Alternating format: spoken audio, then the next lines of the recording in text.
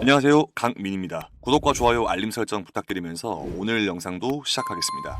지난 5월 15일은 미국 LCC 기관들의 1분기 증권 보유 내역을 보고해야 되는 날이었죠. 현재 200개가 넘는 기관들이 비트코인 현물 ETF를 보유하고 있다라고 발표한 상황에서 가장 눈에 띄는 비트코인 현물 ETF 보유 기관의 소식이 따로 있었습니다. 바로 미국 위스콘신주의 음태 시스템 자산 관리를 담당하는 위스콘신주 투자위원회가 9,900만 달러 규모, 하나로는 약 1,350억 원 정도의 블랙록 비트코인 현물 ETF IBIT를 보유하고 있는 것으로 확인이 됐습니다. 즉, 주정부의 연금 자금이 IBIT를 매입했다는 건 대형 기관이 진입을 했다라는 신호인데요. 블룸버그 애널리스트 에릭 발추나스는 일반적으로 ETF의 유동성이 늘어나는 초기 1년 정도는 이러한 대형 기관이 매입하지 않는다. 따라서 이것은 좋은 징조이다. 기관은 이제 무리를 지어서 이동하는 경향이 있는데 앞으로 더 많은 기관이 이를 보유하게 될 것으로 기대한다고 평가를 했습니다. 앞으로 비트코인의 수요를 예측하는데 참고하시면 좋을 내용들이고요. 그리고 현재 비트코인이 지루한 횡보세를 보이고 있는데 최근 분위기는 어제 예정돼 있었던 파월의 인터뷰보다 미국 4월 CPI 수치를 예의주시하고 있는 상황이었고, 실제로 파월의 인터뷰 역시 우리의 기대에서 크게 벗어나지는 않았어요. 즉, 정리해서 말씀드리면 인플레이션이 작년처럼 둔화하겠지만 작년만큼 자신감이 있지는 않고 다음 금리 결정이 금리 인하라고 생각하지 않는다. 생각보다 현 금리가 오래 유지될 수 있다. 그렇지만 고용시장은 조금씩 식고 있다는 신호가 있다라는 발언을 파월이 했습니다. 다만 통상적으로 생산자 물가지수는 한두 달 소비자 물가지수에 선행되는데요. 그 말인즉슨 한두 달 뒤에 소비자 물가지수에 영향을 다 미친다는 얘기입니다. 그런데 그 생산자 물가지수가 0.5%, 예측치보다 0.3% 정도 상회하면서 실질적으로는 투자시장에 긍정적인 영향을 주지는 못했어요.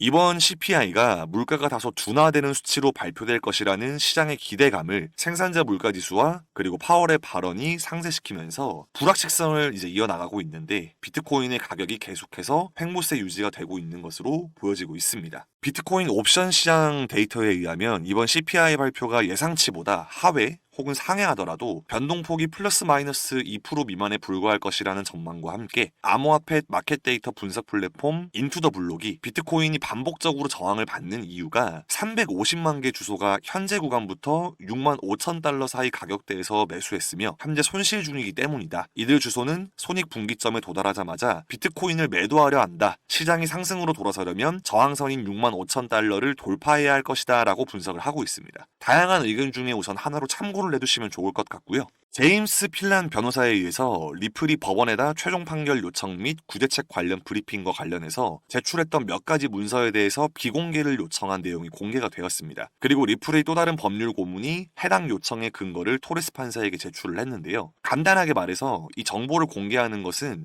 리플의 재무 상태나 장기적인 사업 계획이나 수익원 및 비용 구조에 대해서 자세한 정보를 경쟁사나 고객, 미래의 사업 파트너와 그리고 고객을 포함해서 시장에 공개하기가 매우 해로울 것이라는 겁니다. 쉽게 말해서 해당 내용을 만천하에 공개하면 리플의 사업 이익과 사업에 있어서 경쟁적 지위에 중대한 해를 끼칠 것이기 때문이다라는 것으로 해석하시면 될 것 같은데요. 현재 물고 늘어지는 이 모든 쟁점이나 상황들이 예를 들어서 이런 겁니다. A라는 회사에는 10% 디스카운트를 해주고 B라는 회사에는 15% 디스카운트를 해줬는데, 이렇게 되면 A라는 회사에게 덜 디스카운트 해줬으니 A라는 회사에 손해를 끼친 게 아니냐. 그렇기 때문에 그 손해에 대해서 리플은 벌금을 부담해야 되고, 또 앞으로 이런 행위를 절대 할 수 없도록 벌금은 원래 수익금보다 훨씬 크게 내도록 만들어야 되고, 또 아예 미국에서 사업을 영구적으로 금지시켜버려야 된다라는 그런 논리예요. 그런데 디스카운트라는 이 개념이 사실은 기업마다 좀 다를 수밖에 없다라고 저는 생각을 하는 게, 이게 이제 사업 주체의 가격 전략이라고 생각이 되는 게요. 일반적으로 시장에서도 보면 가령 A라는 기업이 판촉물을 100개 샀을 때랑 B라는 기업이 판촉물을 200개를 샀을 때 디스카운트 되는 범위가 다를 뿐더러 또 어떤 기관이 그 제품을 사느냐에 따라서도 디스카운트의 총 범위가 다 달라져요.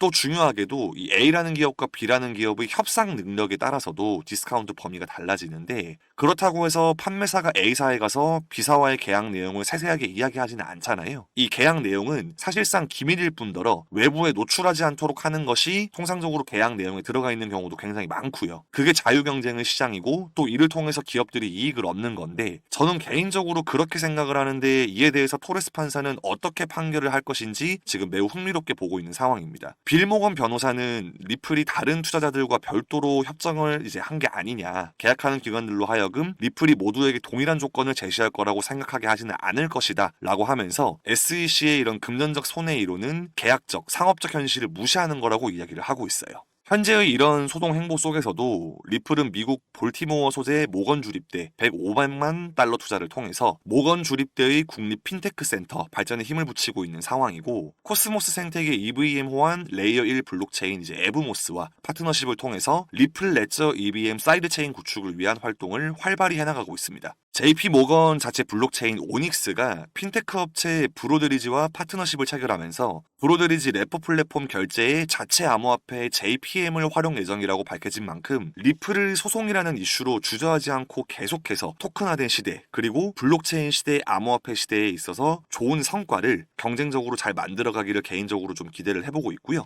그리고 최근 뉴스에 이제 이런 내용 많이 뜨죠. 2030 코인 부자 탄생, 한국 코인 부자 급증. 그리고 실제 주변을 둘러보시면 그런 분들이 정말 있구나라는 것도 아실 겁니다. 진짜 나 빼고 다 잘 사는구나, 뭐 이런 생각 한 번쯤은 해보셨을 건데, 분명 그들과 똑같은 어플로 똑같은 코인에 투자했는데 왜 이렇게 자산의 격차가 크게 벌어진 걸까요? 뭐 우리가 모르는 그런 급등 종목이라도 따로 있는 걸까요? 사실 대부분 투자자들이 좀 많이 간과하고 있는 점이 뭐냐면, 비트코인 투자로 남들보다 더 큰 부를 이룬 사람들은 하루아침에 그렇게 된 게 아니라는 거예요. 공부 잘하는 우등생이 교과서만 보고 공부했다고 말하듯이 말은 몇 달 안에 벌었다 하지만 그 전에 몇 년 동안 혼자서 피나는 노력을 다 했다라는 겁니다. 비트코인 투자를 하긴 했지만 다양한 방법으로 코인 투자에 접근을 시도했고, 스스로 매매도 했지만 필요에 따라 자동 매매의 도움도 받았고, 여러 가지를 병행하면서 실패의 연속과 고난 끝에 그 목표를 이뤄냈다라는 거죠. 그때그때 장이 오르고 내릴 때 상황에 맞게 유동적으로 매일매일 대응을 했다라는 겁니다. 뭐 업비트가 됐건 스테이킹이 됐건 ETF가 됐건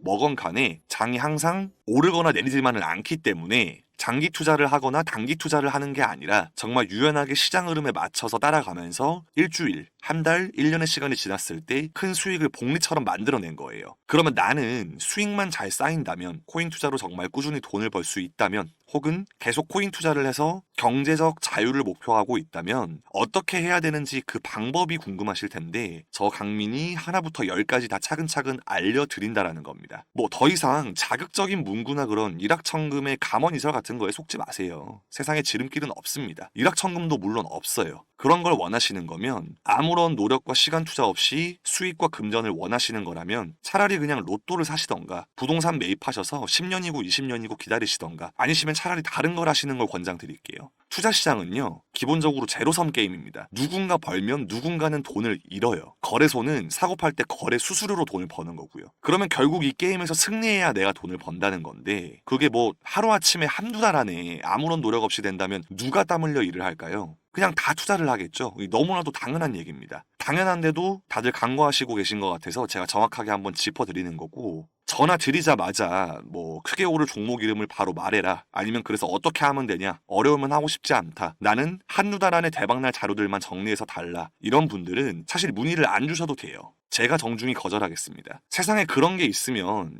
빈부격차가 왜 있나요? 그런 놀부심보로 공짜만 바라시는 분들은 저도 단 한마디도 말씀을 나누고 싶지가 않아요. 제대로 배워보겠다 하시는 분들, 저랑 오랜 투자 인원으로 가서 차근차근 누적 수익을 쌓아가면서 뭐 시장을 보는 눈도 좀 익히시고, 월급 이외의 그런 나의 투자 소득을 나무가 아닌 숲을 보고 장기적으로 오래 가실 분들만 문의를 남겨주시면 되고요. 그런 분들은 제가 정말 힘 닿는 데까지 끝까지 저도 이끌어 드리겠습니다. 제가 지금 밑에 그 영상으로 나오는 이 번호 010-4351-1702, 010-4351-1702번으로 100%라고 문자를 보내주시면 선착순으로 다 제가 한 분 한 분 다 연락을 드릴 거고요. 편안하게 대화 나누시면서 어떤 식으로 앞으로 계획을 하시고 매매를 하시면 되는지 차근차근 다 안내를 해드릴 거예요. 그리고 앞으로도 제 채널 많이 이용하시고 사랑 많이 해주시고요. 우선 지금까지 시청해주셔서 감사하고, 구독과 좋아요, 알림 설정 다시 한번 부탁드리겠습니다. 감사합니다.